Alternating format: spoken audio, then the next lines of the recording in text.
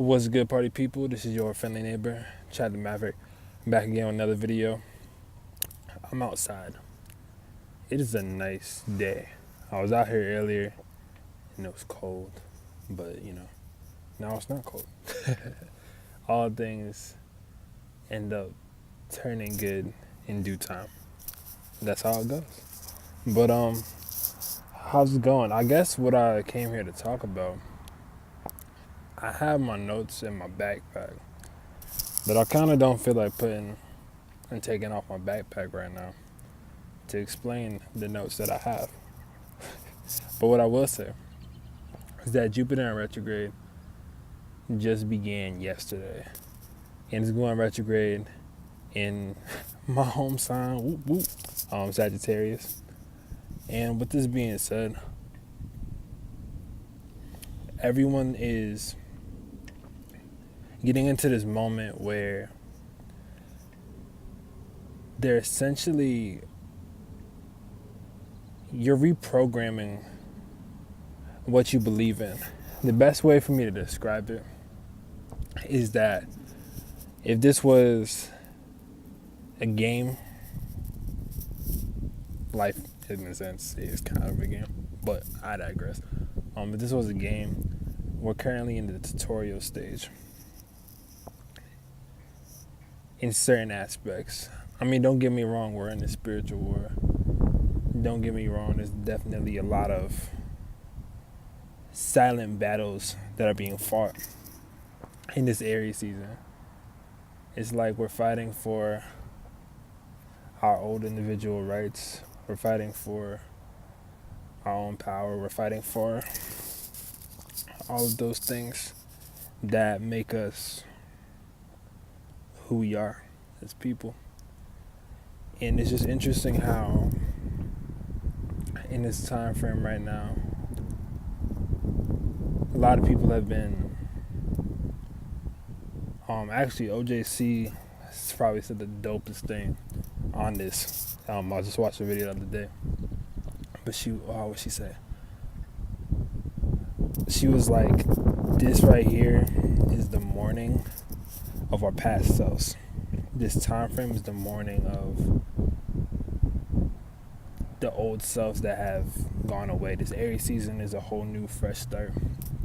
But this Neptune aspect with this Aries season has been crazy.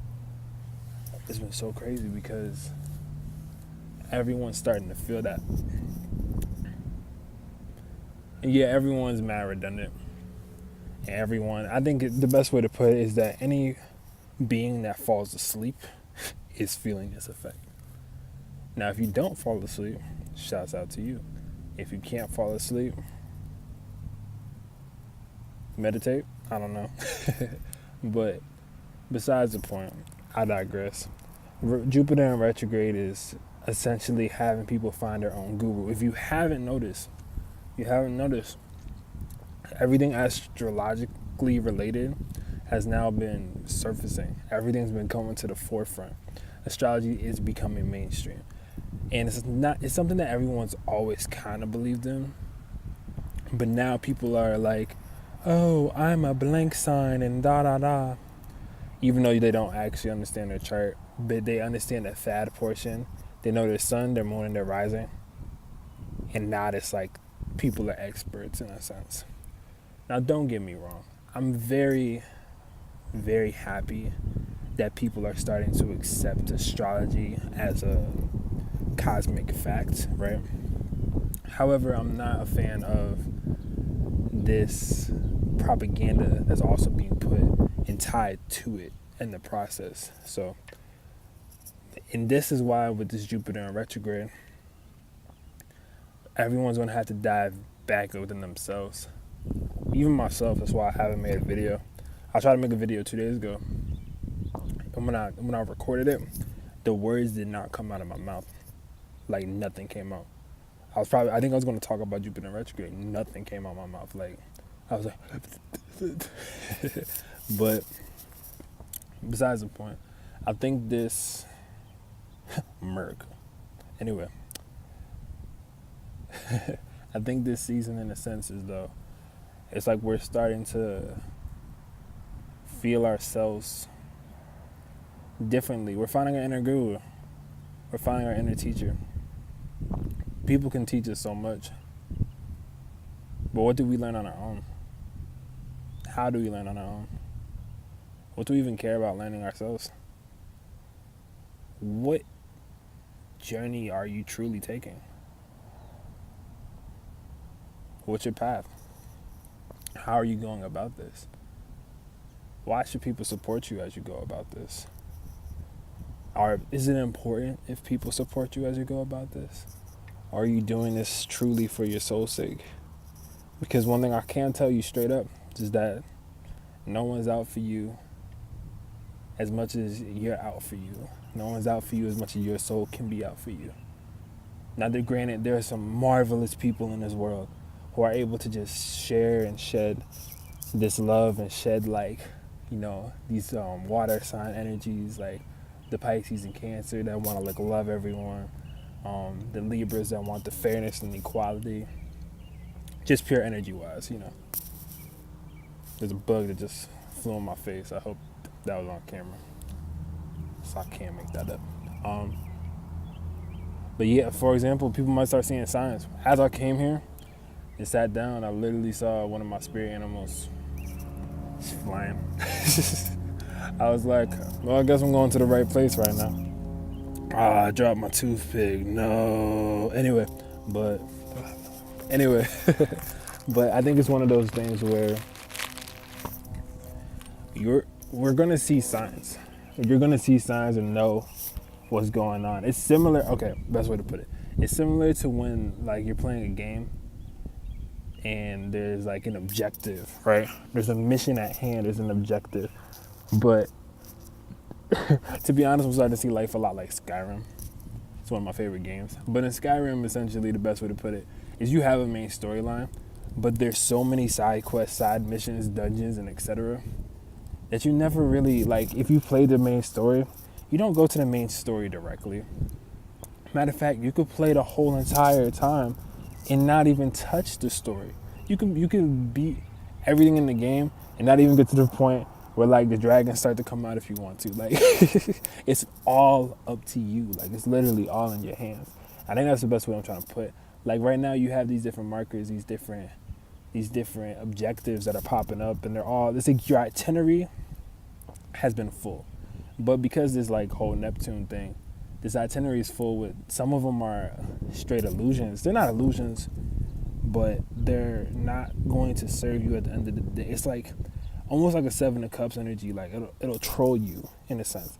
Like, there's so many different options, so many different objectives, so many different things you could touch, push yourself towards, that it's like, but wait, if there's all these cups in front of me that have all these potentialities, how do I know I'm picking the right one, right? So here's the thing. This Jupiter retrograde is letting this option occur. You can choose all of those 7. You can choose 1 and roll with it. You can choose 2. And all of them are going to be placed on your, like, your map, on your marker, on your objective list. But now it's about what's going to further you. What's going to further your mission, your ideals, your passion, your heart. What is your heart telling you, right? What is your heart telling you? That's really important. Jupiter is also really associated with the third eye, and the third eye being the seat of the soul. I'll make something about the chakras later on. But it's one of those things where, because of that aspect with the third eye, okay, ready? So when a retrograde happens, it's because the planet is approaching, or is the closest to the Earth that it possibly can be in its rotation, right? So right now, Jupiter is like, what's up, fam? Like, Jupiter is, like, right there. With that being said, I don't know where people are at on their journey, if they're into chakras or whatever.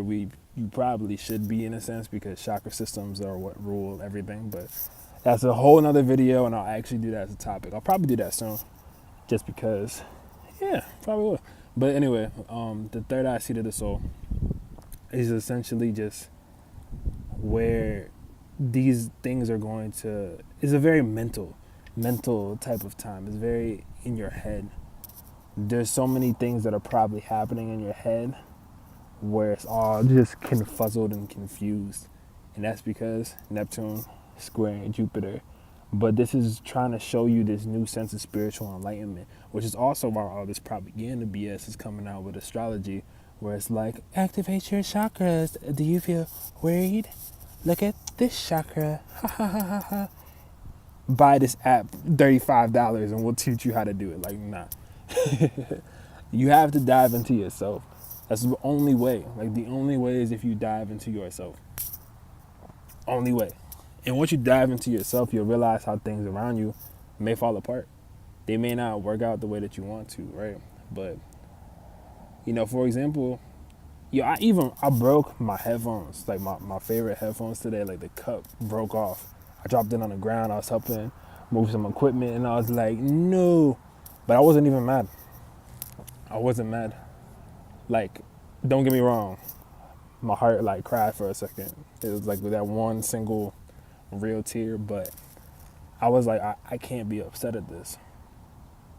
Because for some reason, this is a new set in the objective. Like, there's a reason why this happens, right? If you watch any movies, like any of your favorite movies, there's always something that happens where, you know, the character gets a type of way, or there's always something that sparks in a quote-unquote negative light that brings them into a grander adventure, which brings them into a bigger event, a bigger life, a bigger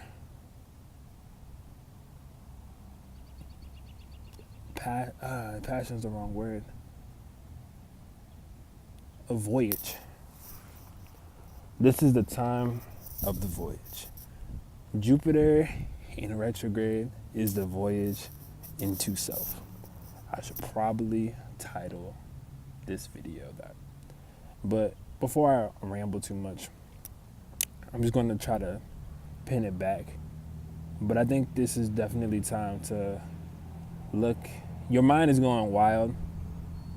Breathe, focus. That'll lead you far. If you use fluoride toothpaste, don't use fluoride toothpaste. That has been helping me out tremendously. I didn't even think it would. But I've been at this new type of peace. It's weird. I do suggest getting a non-fluoride toothpaste. If you do look, I use this one. It's called Tom's from Maine or some crap. It's probably in my bag too, but I'm too lazy to take off because I'm on an adventure. But yeah. But I hope everyone has a fantastic day, time, etc. I'm implementing more things. Shouts out to y'all who gotten a reading from me, like for real, or checked out this site just from off the GP of us speaking or anything along the lines of that. Like, this really means a lot to me because this is part of my journey. But in my journey, I want to help others see themselves for themselves. That's a huge thing. Once I figured out my astrology, my natal chart, once I figured out all of that, like, I learned to fall in love with myself because I was able to see that written. I was able to see that already kind of designed in a sense. And I was able to really like fall in love with who I was because then I was like, oh, so the reason why my love life was in turmoil is because I have a Venus in Scorpio. And I never knew that, you know what I mean? It's like these things are very pure and they're already in us. The planets are already in us in a sense. We are reflecting the same energy the planets are giving back. This is what we do all the time. This is how we're living in a constant motion. So, as for the B-Buzz.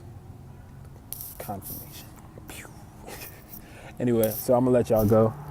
I'm about to go enjoy this sun while it's still out. You know, chilling. It's a grand, wondrous life. But yeah, cool.